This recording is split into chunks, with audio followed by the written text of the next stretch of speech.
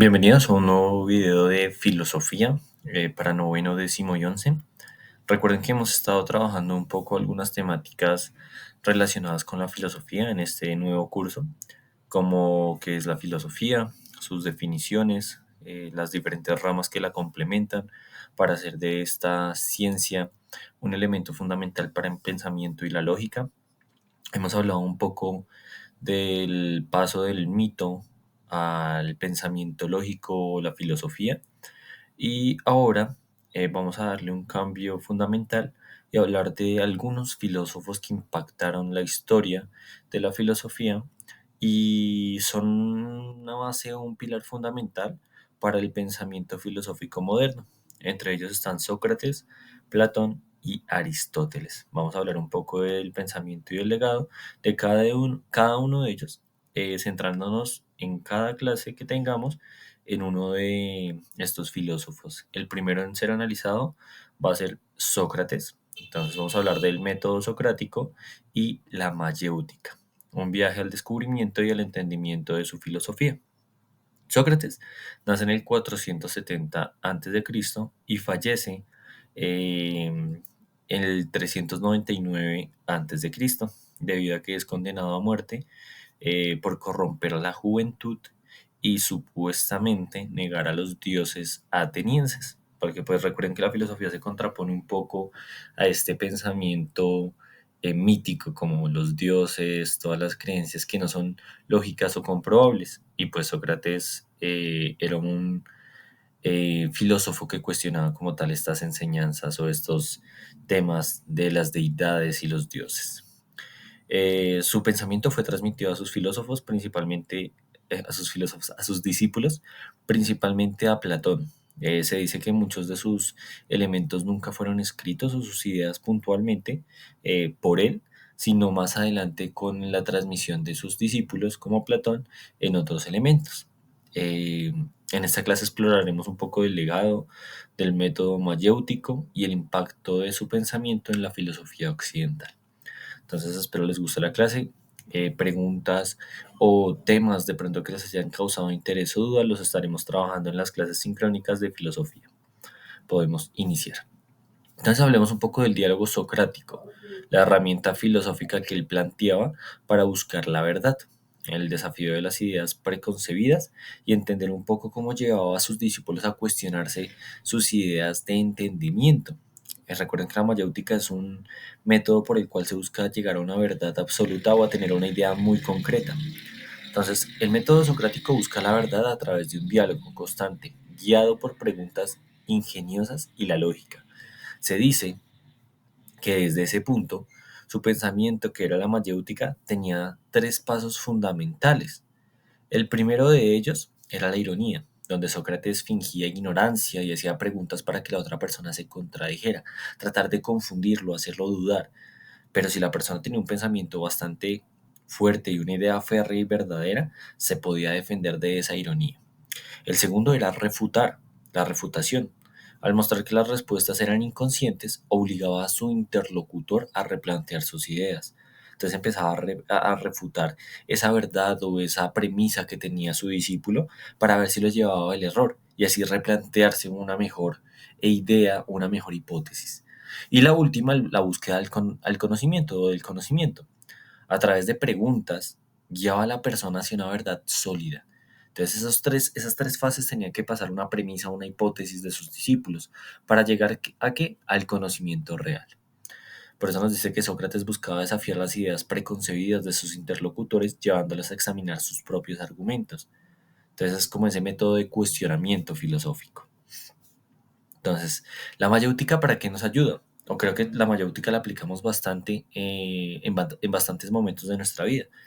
Al tomar decisiones, planteamos preguntas para analizar las opciones y sus consecuencias para buscar la mejor solución, para resolver conflictos, fomentar la escucha activa y el diálogo para comprender diferentes perspectivas y encontrar puntos en común. Y el aprendizaje personal, autoevaluarnos, entender que también nos podemos equivocar y podemos reflexionar e investigar. Debate socrático. ¿Cuáles son las preguntas de reflexión que planteaba Sócrates desde ese proceso mayéutico? El primero, ¿qué entiendes por? clasificar conceptos, definiciones, entre otros. ¿Cómo puedes justificar? Examinar la base de las afirmaciones. Si yo afirmo algo, ¿cómo lo puedo justificar? El siguiente, ¿cuáles son las consecuencias de analizar las implicaciones de las ideas? ¿Y qué alternativas hay? Explorar diferentes perspectivas. Cuando tú tienes una premisa, tienes que hacerte todas estas preguntas y ver a qué elemento o a qué verdad, a qué elemento lógico te llevan a analizar. La ética socrática, entonces ya pasamos un poco del cuestionamiento de nuestras ideas y hipótesis a analizar un elemento muy puntual. Recuerden que la ética es un elemento macro, a diferencia de la moral que es individual. La ética es el componente instruccional, las reglas del juego de cómo somos a nivel positivo o negativo, bien y mal.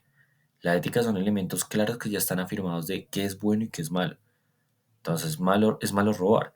Pero a nivel moral podemos tener algunos cuestionamientos que digan, bueno, pero si una persona está muriendo de hambre, puede robar una manzana para alimentarse, no sería malo.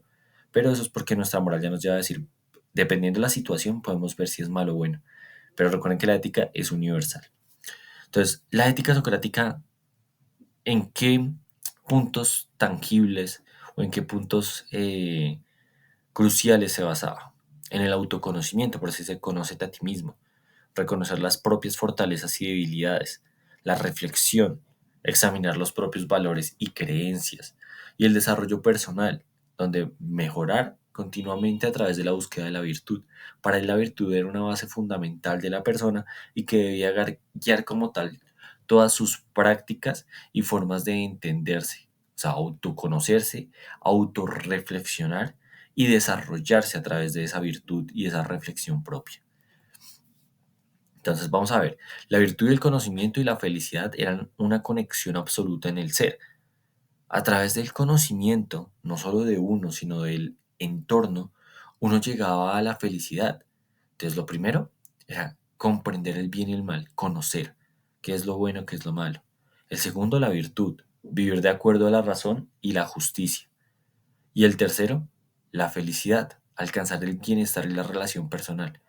Entonces, para Sócrates era fundamental entender esos tres conceptos. Si yo conozco lo bueno y lo malo, conozco a través de la autorreflexión y diferentes elementos, esos elementos éticos de relación personal, llego a la virtud, ya que vivo de acuerdo a la razón y a la justicia, a lo que es justo en la sociedad. Y así puedo llegar a la felicidad, ya que alcanzo el bienestar individual y la realización personal para vivir en sociedad. Hoy en día es posible enseñar la virtud desde ese punto. Tenemos que entender que esta sociedad o la sociedad moderna, esta sociedad que es en la que estamos viviendo, no es virtuosa. Muchas veces busca el valor o el bien individual y la moral y la ética hoy en día no son fundamentales en muchos aspectos. Pero bueno, vamos a ver, desde Sócrates era algo fundamental, porque no podías ser feliz si no tenías virtud o ética. Y hoy en día vemos muchos temas desde esa perspectiva que las personas, a pesar de que tengan muchos elementos, bienes como tal, que tengan dinero, muchas veces no llegan a un punto de felicidad absoluta. Y es porque no llegan a un punto de autorreflexión y virtud. Entonces, hablemos un poco de la influencia que tuvo esa ética socrática, el debate en torno a ella y la importancia. La influencia, el pensamiento socrático influye en la ética y la moral contemporánea. El debate sobre la naturaleza de la virtud continúa en la actualidad, debido a que no se sabe si hay acciones virtuosas, éticas de manera correcta o moralmente, decidiéndose por lo bueno y lo malo a nivel personal. Y la importancia, la búsqueda de la virtud es relevante en el contexto actual, porque si no somos personas virtuosas no podemos llegar a un punto de felicidad absoluta y un punto de autoconocimiento y reflexión, según Sócrates, recuerden. Y hoy en día, ¿cuál es el legado? Primero el método socrático y la ética de Sócrates, que son los dos elementos fundamentales que analizamos. El método socrático porque es un método que se aplica en todos los lugares y contextos universales. Charlando con un amigo puedes aplicar la mayéutica, que es bueno para ti. Cuestiónate esto.